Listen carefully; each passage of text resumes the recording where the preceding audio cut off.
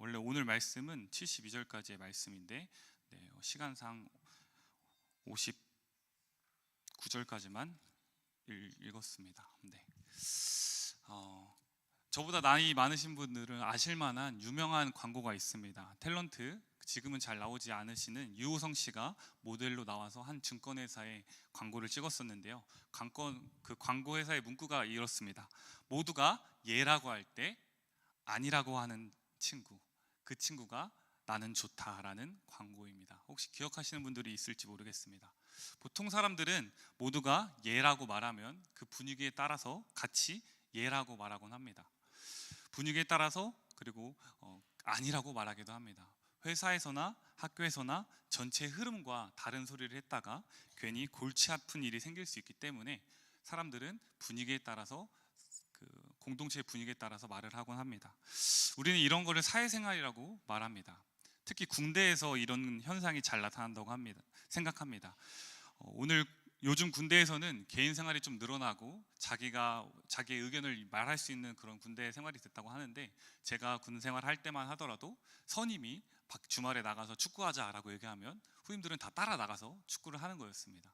그래서 내가 축구를 싫어해도 선임이 축구하자 하면은 같이 나가는 것, 그것이 그 군대의 문화였고 사회생활이었습니다. 어찌됐든 우리는 사회 현상적으로 모두가 예할 때, 모든 사람들이 예라고 말하면 그냥 따라서 나도 예라고 말하는 것이 좀 더 살기 편한 모습일 것입니다. 그런데 제가 말했던 그 광고에서, 방금 얘기했던 광고에서는 모두가 예라고 할 때 아니라고 하는 그 친구가 좋다고 말하고 있습니다. 제가 오늘 본문을 살펴보기 전에 왜 이런 얘기를 나눴던 것일까요? 오늘 말씀에는 모두가 아니라고 할 때 예라고 하는 그 한 사람이 등장하고 있기 때문입니다. 오늘 말씀을 살펴보겠습니다. 오늘 말씀에는 72절까지의 말씀을 같이 보면 세 가지 장면이 등장합니다. 먼저 첫째로는 예수님 심판하는 대제사장과 장로들의 모습이 나오고, 두 번째는 대제사장의 신문에 대답하시는 예수님의 모습이 나옵니다. 그리고 마지막 장면은 이 제사장 주변에서 예수님의 신문을 바라보던 베드로의 장면이 나옵니다. 대제사장의 신문부터 베드로의 이야기까지 조금의 긴 본문인데요. 오늘 이 세 가지 장면은 샌드위치 구조로 되어 있다고 볼 수 있습니다. 첫 번째 장면과 마지막에 세 번째 장면이 유사한 장면이고, 그리고 두 번째 장면이 독특한 맛을 내고 있기 때문입니다. 그렇다면 먼저 첫 번째 장면부터 어떤 내용인지 함께 살펴보도록 하겠습니다. 첫 번째 장면에서는 우리는 공회에서의 예수님의 신문의 모습을 볼 수 있습니다. 공회라는 것은 사내들인 공회를 말합니다. 당시 유대인들의 최고 통치 기관으로서 정치적인 그리고 종교적인 결정을 하는 의사기관이었습니다. 대제사장이 의장이었고 장로와 서기관들 70명이 함께하는 기관이었습니다. 그런 모임이었습니다. 지금으로 치면은 대법원과 같은 곳으로서 가장 정의롭고 정직해야 할 곳이 바로 이 공회, 사내들인 공회였다는 것입니다. 여러분은 그러면 혹시 대법원의 로고를 아십니까? 대법원의 로고가 어떻게 생긴지 혹시 기억하시는 분이 계신가요? 한 여성이 책을 한 권 들고 있고 또 다른 무언가를 들고 있습니다. 이 다른 무언가가 무엇일까요? 네, 맞습니다. 저울입니다. 제가 말하고 싶었던 거는 이제 질문을 드려서 좀 이렇게 궁금증을 하고 싶었는데 저울 맞습니다. 원래는 제 질문에서는 판사가 들고 있는 판사봉을, 저는 사실은 대법원 쳤을 때 판사봉을 들고 있지 않을까라는 생각을 했었는데요. 네, 로고를 보니까 거기에는 책과 저울을 들고 있었습니다. 한마디로 이 공정하게 정의롭게 이 법을 통해서 공평하게 재판을 하겠다라는 의미에서 이 대법원의 로고를 그렇게 만든 것 같습니다. 그렇다면 예수님을 신문하는, 이 재판하는 이 사내들인 공회에서의 저울은 과연 공평한, 그런 공의로운, 정의로운 저울이었을까요? 55절 말씀을 함께 보도록 하겠습니다. 대제사장들과 온 공회가 예수를 죽이려고 그를 칠 증거를 찾되 얻지 못하니. 네, 재판장은 진실을 가리는 곳이어야 하는데 지금 오늘 본문의 말씀을 보니까 어떻습니까? 이 공회에서는 이미 저울이 기울어져 있었습니다. 예수님을 죽일 증거, 그를 죽일 증거만을 찾는 재판이었다는 것입니다. 예수님에 대한 판결은 이미 종결되어 있었습니다. 그에게는 죽음만이 재판으로 남아있는 상황뿐이었습니다. 제사장들은, 대제사장과 제사장들은 거짓 증인들까지 세워서 예수님을 향한 거짓 증언을 하고 있었습니다. 이 재판에서는 공의와 정의가 이미 사라진 상황이었고, 한마디로 공의와 정의는 사라진 거짓이 판치는 죄악된 현장이었다는 것입니다. 이어서 살펴볼 장면은 마지막 장면입니다. 마지막 장면, 아까 말씀드렸듯이 예수님의 재판을 바라보는 베드로의 모습입니다. 여러분, 베드로는 분명 예수님의 수제자입니다. 제자들 중에서도 가장 뛰어난 제자가 바로 수제자입니다. 가장 열정적이었고 믿음직한 사람이 베드로였습니다. 중요한 일이 있으면 가장 먼저 등장했고 다른 제자들을 이끄는 모습을 보였었습니다. 특별히 우리가 베드로를 가장 좋게 바라보는 것은 그의 신앙 고백 때문일 것입니다. 마태복음 16장 16절 말씀을 보면 시몬 베드로가 대답하여 이르되 주는 그리스도시요 살아계신 하나님의 아들이시니이다 라고 고백하는 것을 볼 수 있습니다. 여러분, 이 베드로의 고백은 예수님께서 아직 십자가에 달리시기 전이었고 부활하시기 전의 모습일 때 베드로가 예수님을 보고 한 고백이었습니다. 예수님이 죽음을 이기시고 부활하신 그 모습이 아니었음에도 불구하고 베드로는 주는 그리스도시요 살아계신 하나님의 아들입니다 라고 말했던 것입니다. 당시에 문화적으로 봤을 때, 종교적으로 봤을 때 이러한 고백은 분명한 신성모독으로 잡혀갈 수 있는 고백이었습니다. 하지만 베드로는 담대하게 예수님을 향해 그리스도시요 살아계신 하나님의 아들이다 라고 말하고 있는 것을 볼 수 있습니다. 우리가 이 같은 고백을 하는 모습을 보면 베드로를 볼 때 정말 믿음의 사람이구나, 정말 대단한 사람이구나, 빛과 소금의 역할을 감당하는 사람이구나 라고 생각할 수 있습니다. 하지만 우리가 오늘 본문에서의 이 베드로의 모습은 과연 어떻습니까? 오늘 본문에서 살펴보는 베드로의 모습은 어떤가요? 너무나 비굴합니다. 속된 말로 없어 보이기까지 합니다. 여러분들도 아시겠지만 당시에 시대적으로 그 여성의 사회적 지위가 그렇게 높지 않았습니다. 2000년 전 그 로마 시대에서는 여성의 지위가 그렇게 높지 않았습니다. 게다가 여종이라면 어떨까요? 여종이라면 더 어떠한 사회적 영향력을 가진 인물이 아니었을 것을 우리가 알 수 있습니다. 그런데 예수님을 지키겠다고 맹세했던 그 베드로, 그리고 대제사장의 종이 예수님을 붙잡으러 왔을 때 그의 귀를 칼로 내쳤던 이 베드로가 어떻게 하죠? 이 대제사장의 여종이 다가와서 말을 건네자 피하고 도망갑니다. 우리 66절부터 68절 말씀을 보겠습니다. 베드로는 아랫뜰에 있더니 대제사장의 여종 하나가 와서 베드로가 불 쬐고 있는 것을 보고 주목하여 이르되 너도 나사렛 예수와 함께 있었도다 하거늘 베드로가 부인하여 이르되 나는 내가 말하는 것이 무엇인지 알지도 못하고 깨닫지도 못하겠노라 하며 앞뜰로 나아갈세. 예수님과 함께 있을 때 가장 열정적이고 가장 용감해 보였던 이 베드로가, 그리고 위대한 신앙 고백을 했던 이 베드로가 예수님을 떠나서 예수님과 함께 있지 않을 때는 어떤 모습을 보이죠? 대제사장의 여종 한 명이 무서워서 그를 피해서 예수님을 부인하고 자리를 도망칩니다. 자리를 피합니다. 여러분, 우리가 알고 있는 한 가지 또 사실이 있습니다. 베드로의 이 고백이, 부인이 단 한 번의 사건이 아니라는 것입니다. 베드로가 자리를 피해 앞뜰로 이제 몸을 옮겼을 때 대제사장의 여종이 다시 한번 나타나서 그를 따라와서 베드로에게 다시 한번 물어봅니다. 너가 정말 갈릴리 사람 그 예수님과 함께 있던 제자가 아니냐라고 물어봅니다. 그때 이제 다시 한번 어떻게 하죠? 베드로가 아니다, 나는 아니다 라고 얘기합니다. 이제 그 주변에 있던 사람들까지 확신을 가지고 얘기합니다. 너가 정말 갈릴리 사람 그 예수님과 함께 있던 그 제자가 아니냐? 사람들이 함께 물어봅니다. 그러자 이제 베드로가 어떻게 얘기하죠? 정색을 하면서 얘기합니다. 나 아니라니까, 나는 모르는 사람이야 라고 얘기를 하는 것을 볼 수 있습니다. 예수님을 왕처럼 여겼던 이 베드로가 예수님께서 재판받으시는 그 모습을 보더니 이제는 예수님을 모른다고 말합니다. 그리고 예수님이 붙잡혀 붙잡혀 고난을 겪는 그 모습을 보면서 나도 붙잡혀서 고난을 받을까 두려워하면서 예수님을 부인하고 도망치는 모습을 볼 수 있습니다. 여러분, 앞서서는 거짓이 판치는 재판장의 모습을 봤습니다. 그리고 지금 모습은 어떻죠? 거짓에 굴복해 거짓말로 위기를 모면하는 이 베드로의 모습을 볼 수 있습니다. 우리는 아까 전에 빛과 소금과 같은 베드로라고 얘기했지만 지금 이 베드로의 모습은 어떤가요? 맛을 잃은 소금과 같습니다. 이처럼 본문의 구조는 샌드위치 구조입니다.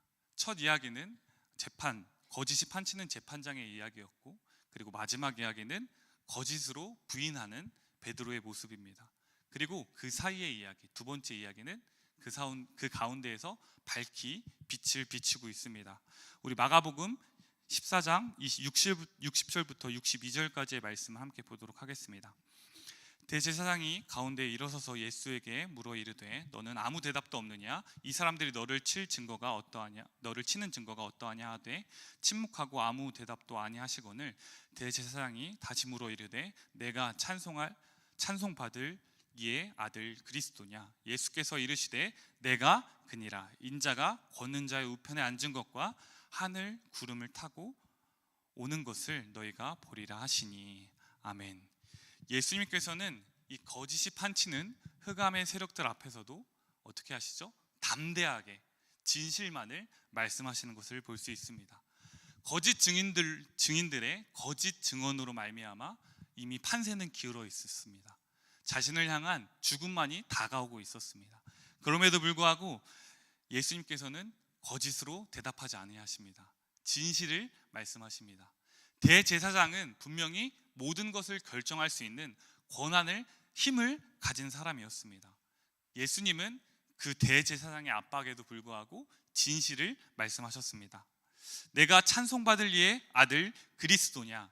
너가 정말 하나님의 아들이냐? 라고 대제사장이 물어봤을 때 예수님은 그렇다. 내가 바로 그다. 내가 바로 하나님의 아들 그리스도 예수다라고 말씀하셨다는 것입니다. 여러분, 우리는 조금 전에 베드로가 대제사장의 그 여종 한 사람이 와서 물었을 때 너가 예수님의 제자 아니냐라고 물었을 때 베드로가 거짓으로 나는 아닙니다 라고 말하는 것을 봤습니다. 그런데 예수님은 그 앞에서 어떤 모습을 보이신 거죠? 실세 중에 실세, 대제사장이 너가 정말 하나님의 아들 그리스도냐라고 물었을 때 예수님은 진실을 말씀하시죠. 그렇다. 내가 바로 그다. 내가 하나님의 아들이다 라고 말하는 것을 볼 수 있습니다. 여러분, 저는 영화를 참 좋아합니다. 가끔 집에서 혼자 좋아하는 영화를 다시 돌려보기도 하고, 그리고 얼마 전에는 오랜만에 혼자서 영화관에 가서 영화를 보기도 했습니다. 저는 영화를 보면서 그 영화 속에서 어떤 기독교적인 메시지, 그리고 어떤 교회에 적용할 만한 무언가가 있는지를 찾아보는 것을 좋아합니다. 그래서 작년에 개봉했던 그 서울의 봄이라는 영화를 혹시 아시나요? 이 서울의 봄이라는 영화를 제가 봤었는데, 이 영화는 그 전두환 전 대통령의 쿠데타 이야기를 담은 영화입니다. 이 영화의 정치적인 메시지는 좀 뒤로 하고, 저는 이 영화에서 배우 정우성이 맡았던 이태신 장군의 역할에 매료됐었습니다. 그의 모습에 매료가 됐었습니다. 전두환 전 대통령은 그 영화에서 전두광이라는 인물로 나타나는데요. 그가 이제 그 서울의 한 곳만 장악하면은 정말 서울을 다 이제 쿠데타를 완성하는 그런 상황에 있었습니다.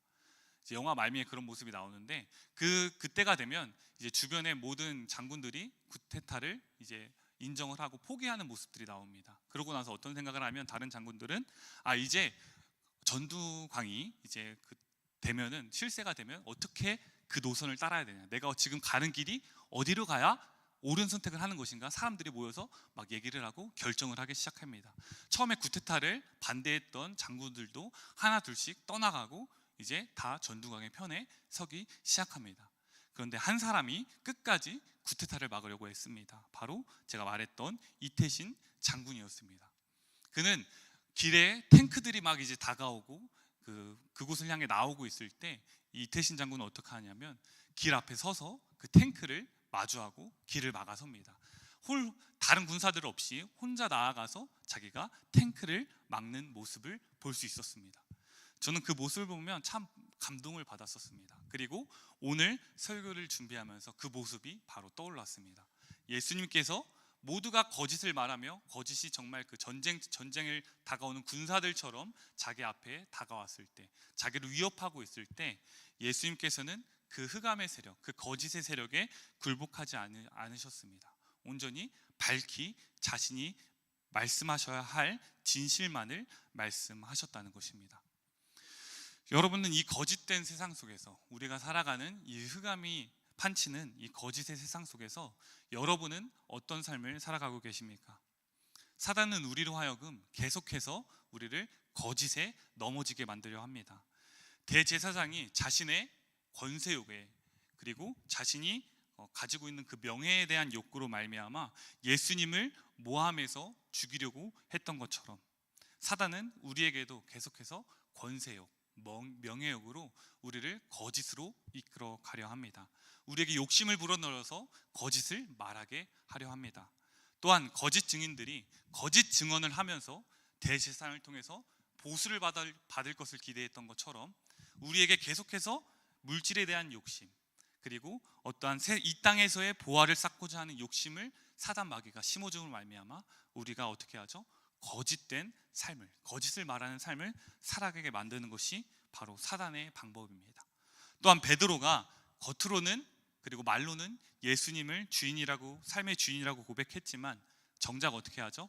작은 고난, 여종의 그 작은 고난을 통해서 베드로가 예수님을 부인하고 도망가는 모습을 보였던 것처럼, 우리에게는 종교 생활을 하게 만들고 사단은 우리로 하여금 예수님을 부인하고 세상 속에서 거짓된 삶을 살아가는 모습을 만드는 것이 사단의 방법이라는 것입니다.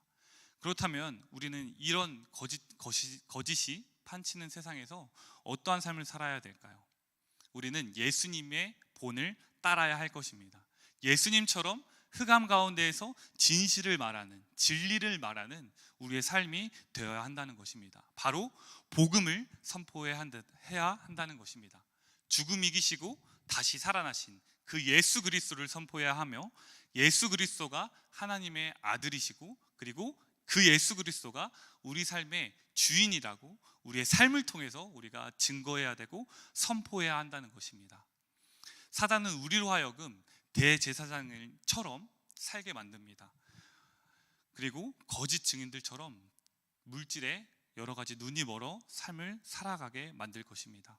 또한 베드로처럼 붙잡힐지 모른다는 그런 고난이 다가왔을 때 고난을 피하는 것, 고난을 피해야 된다라는 생각을 우리 가운데 심어줄지도 모릅니다. 하지만 이럴 때 우리는 예수님처럼 진실을 말하고 고난을 마주해야 합니다. 예수님께서는 다가오는 십자가 고난을 아셨습니다. 그럼에도 불구하고 진실을 말씀하시며 고난을 향해 나아가셨습니다. 여러분, 우리의 삶도, 우리의 삶에서 고난과 문제와 어려움이 다가올 때, 그때 고난을 피하기 위해 거짓을 말하는 것이 아니라 진리를 말하고 선포해야 됩니다.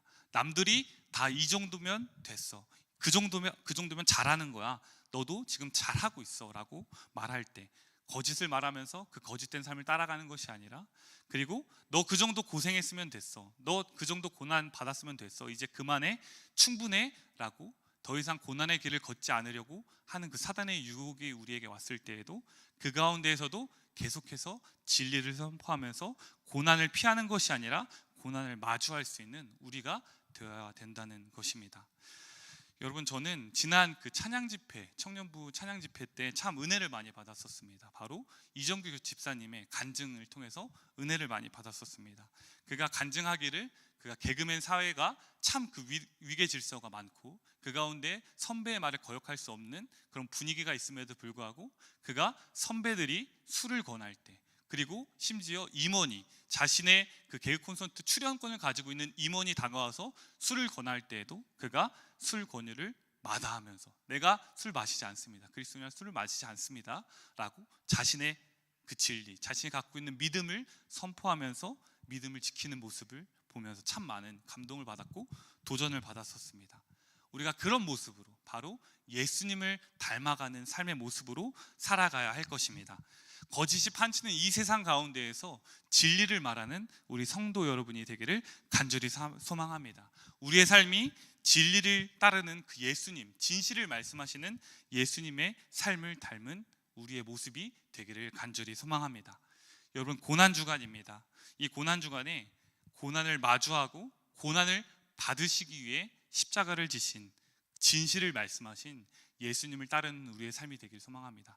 예수님께서 십자가를 지시기 위해 진실을 말씀하셨던 것처럼 우리도 세상 가운데 사단이 흑암이 우리에게 예라고 말하라고 할 때 우리는 그 가운데 뭐라고 말해야 되죠? 아니요 라고 말할 수 있는 우리가 되길 소망합니다. 또한 세상이 그리고 흑암이 우리에게 아니요 라고 말해야 된다라고 얘기할 때 그 가운데 당당하게 믿음으로 예라고 말할 수 있는 우리가 되기를 간절히 소망합니다. 이번 한 주 고난주간 남은 시간 살아가는 동안 진실을 말하기 위해 더욱 힘쓰며 진실을 말하기 위해 예수님을 따르기 위해 더 애쓰는 여러분들이 되기를 간절히 소망합니다. 우리 함께 기도하시겠습니다. 하나님, 감사합니다. 오늘 말씀을 통해서 거짓된 세상 속에서 우리가 어떠한 삶을 살아야 되는지 밝히 비춰주시니 감사합니다. 대제사장과 거짓 증인들처럼 거짓을 말하며 거짓된 삶을 살지 않기를 원합니다. 또한 베드로처럼 고난을 두려워하고 고난을 피하려 거짓을 말하지 않기를 원합니다. 이 자리에 모인 모든 성도가 바로 빛 되신 예수님처럼 진리를 말하고 진실된 삶을 사는 믿음의 자녀가 되기를 간절히 소망합니다. 진리를 말하기가 두려워 피하는 것이 아니라 거짓을 말하기를 두려워하게 하여 주시옵고 고난을 마주하기를 두려워하기보다 고난을 이기신 예수님을 따르는 것을 기뻐하는 우리 모두가 되게 하여 주시옵소서. 우리를 진리로 새롭게 하여 주시고 우리의 삶이 빛과 소금된 삶이 될 수 있도록 성령 하나님 함께하여 주시옵소서. 감사합니다. 예수님의 이름으로 간절히 기도드렸습니다. 아멘.